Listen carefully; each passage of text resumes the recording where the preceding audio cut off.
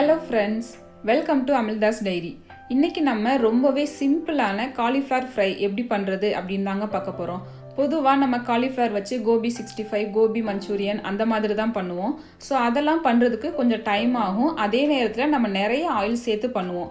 So இது வந்துட்டு நம்ம ரொம்பவே கம்மியா ஆயில் சேர்த்து ரொம்பவே சிம்பிளா அதே நேரத்துல ரொம்பவே குயிக்கா பண்ண போறோம். இன்னைக்கு எப்படி பண்றது அப்படினு தான் பார்க்க போறோம். வாங்க இப்ப வீடியோக்குள்ள போகலாம். ஃபர்ஸ்ட் ஒரு பவுல்ல 1 டீஸ்பூன் மல்லித்தூள், 1 டீஸ்பூன் மஞ்சள் தூள், 1 டீஸ்பூன் தனி மிளகாய் தூள், 1 teaspoon chicken masala, 1 teaspoon garam masala, தேவையான அளவு உப்பு சேர்த்துக்கோங்க. ஒரு 2 டேபிள் ஸ்பூன் நல்லெண்ணெய் சேர்த்துக்கோங்க. சேர்த்துட்டு நல்லா மிக்ஸ் பண்ணிக்கோங்க. சிக்கன் மசாலா இல்லைன்னா நீங்கள் குழம்பு மிளகாய் தூள் கூட சேர்த்துக்கலாம். ஆனால் சிக்கன் மசாலா சேர்த்து பண்ணிங்கன்னா கொஞ்சம் சாப்பிட்றதுக்கு நல்ல டேஸ்ட்டாக இருக்கும். ஒரு அரை கப் அளவுக்கு தண்ணி சேர்த்துட்டு நல்லா மிக்ஸ் பண்ணி எடுத்துக்கோங்க. தண்ணி வந்துட்டு ரொம்ப அதிகமாக சேர்த்துட வேண்டாம். நல்லா ஸ்மூத்தாக மிக்ஸ் பண்ணி எடுத்துக்கோங்க. இப்போ அடுத்தது பார்த்தீங்கன்னா சின்ன சின்னதாக கட் பண்ணி வச்சுருக்க காலிஃப்ளவரை கொஞ்சமாக அதில் சேர்த்து நல்லா மிக்ஸ் பண்ணிக்கோங்க. ஃபஸ்ட்டு கொஞ்சமாக சேர்த்து மிக்ஸ் பண்ணிவிட்டு அதுக்கப்புறமா இன்னும் கொஞ்சம் காலிஃப்ளவர் சேர்த்து மிக்ஸ் பண்ணிக்கலாம். அப்போ தான் அந்த மசாலா எல்லாமே காலிஃப்ளவரோட நல்லா கோட் ஆகும். காலிஃப்ளவர் பார்த்தீங்கன்னா நான் 300 கிராம் அளவுக்கு எடுத்திருக்கேன். எல்லாத்தையும் சேர்த்ததுக்கு அப்புறமா நல்லா மசாலாவும் காலிஃப்ளவரும் ஒன்றோட ஒன்று மிக்ஸ் ஆகிற அளவுக்கு நல்லா மிக்ஸ் பண்ணி விட்டுருங்க. மிக்ஸ் பண்ணிவிட்டு ஒரு 5லேருந்து 10 நிமிஷத்துக்கு அப்படியே வச்சுருங்க. அடுத்தது பார்த்தீங்கன்னா ஒரு பேனில் 3 டேபிள் ஸ்பூன் அளவுக்கு எண்ணெய் சேர்த்துக்கோங்க. எண்ணெய் நல்லா காஞ்சதுக்கு அப்புறமா கொஞ்சமாக சோம்பு சேர்த்துட்டு நல்லா வெடிக்க விட்டுருங்க. நல்லா வெடிச்சதுக்கு அப்புறமா ஒரு கொத்து கருவேப்பிலை, கொஞ்சமாக பெருங்காயத்தூள் சேர்த்துக்கோங்க. சேர்த்துட்டு நல்லா மிக்ஸ் பண்ணி விட்டுருங்க.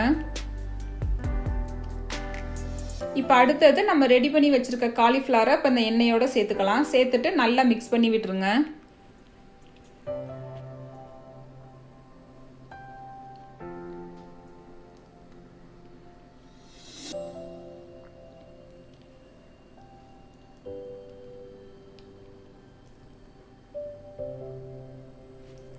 காலிஃப்ளவரை சேர்த்ததுக்கு அப்புறமா அந்த பவுல்ல இருக்க மிச்ச மசாலாவோட ஒரு அரை கப் அளவுக்கு தண்ணி சேர்த்து இந்த காலிஃப்ளவரோட சேர்த்துக்கோங்க. அப்போ தான் நமக்கு காலிஃப்ளவர் நல்லா வெந்து வரும். தண்ணி ரொம்ப அதிகமாக சேர்த்திங்கன்னா காலிஃப்ளவர் குழஞ்சிரும். அதனால 1/4 கப் இல்லைன்னா அரை கப் அளவு மட்டும் சேர்த்துக்கோங்க.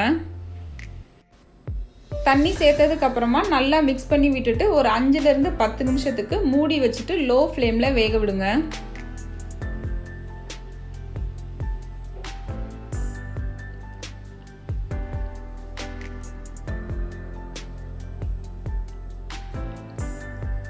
பத்து நிமிஷத்துக்கு அப்புறமா ஓபன் பண்ணி நல்லா மிக்ஸ் பண்ணி விட்டுருங்க.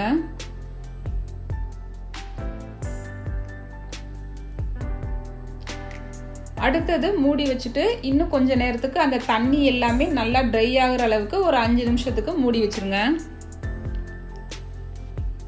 இப்போ பார்த்தீங்கன்னா தண்ணி எல்லாமே நல்லா ட்ரை ஆயிடுச்சு. இப்போ காலிஃப்ளவர் நல்லா சுருள்ற அளவுக்கு நல்லா வதக்கி எடுத்துக்கோங்க. பொதுவாக கோபி 65, கோபி மஞ்சூரியன் இதெல்லாம் ப்ரிப்பேர் பண்ணும்போது பார்த்தீங்கன்னா நிறைய ஆயில் சேர்த்து பண்ணுவாங்க. அதனால நிறைய பேர் விரும்பி சாப்பிட மாட்டாங்க. ஆனால் இந்த காலிஃப்ளவர் ஃப்ரைல பார்த்தீங்கன்னா நம்ம கொஞ்சமாக தான் எண்ணெய் சேர்த்துருக்கோம். அதுவும் இல்லாமல் ரொம்ப குயிக்காக பண்ணக்கூடிய ரெசிபி, எல்லாருமே விரும்பி சாப்பிடக்கூடிய ஒரு ரெசிபியும் கூட. காலிஃப்ளவர் நல்லா வதங்கினதுக்கு அப்புறமா கொஞ்சமாக கொத்தமல்லியை சின்ன சின்னதாக கட் பண்ணி சேர்த்துக்கோங்க. சேர்த்துட்டு நல்லா மிக்ஸ் பண்ணி விட்டுருங்க.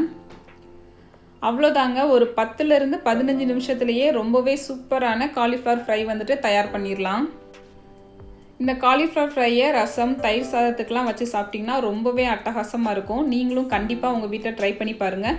எல்லாருமே விரும்பி சாப்பிடக்கூடிய ஒரு ரெசிபி. அண்ட் இந்த வீடியோ உங்களுக்கு பிடிச்சிருந்தா லைக் பண்ணுங்கள், ஷேர் பண்ணுங்கள், கமெண்ட் பண்ணுங்கள். மறக்காமல் அமிழ்தாஸ் டைரி சேனலை சப்ஸ்கிரைப் பண்ணுங்கள்.